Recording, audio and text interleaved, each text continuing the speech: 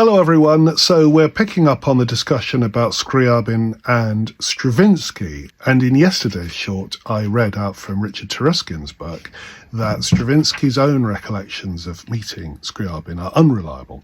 So what actually happened, he claimed, for example, that Scriabin was often around in St. Petersburg in Stravinsky's early days, studying with Rimsky-Korsakov. That wasn't true because Scriabin was living abroad most of the time. But he did turn up at Rimsky-Korsakov's house in 1909 because he was in St. Petersburg preparing for the premiere of Prometheus, the Poem of Fire, which was an absolutely major event in St. Petersburg. And all the young musicians, including Igor Stravinsky, would have been there.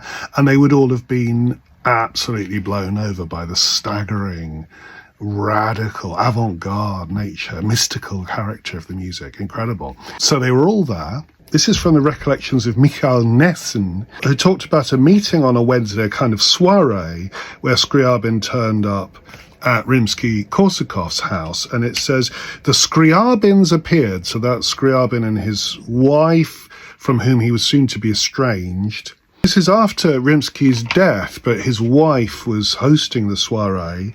This account says that she came out to greet them in a hospitable mood, but Alexander Nikolaevich, that's Scriabin, extremely nervous and wearied by something or other, immediately asked to be allowed to rest for half an hour before entering the living room.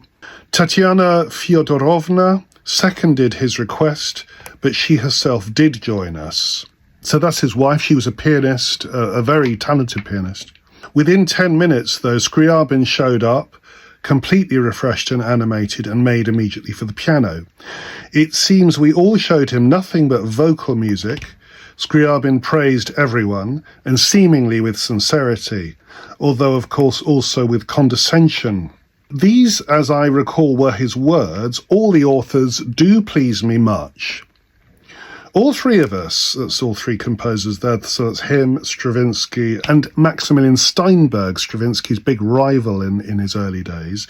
All three of us were still young, and the compositions we showed were essentially still fledgling work.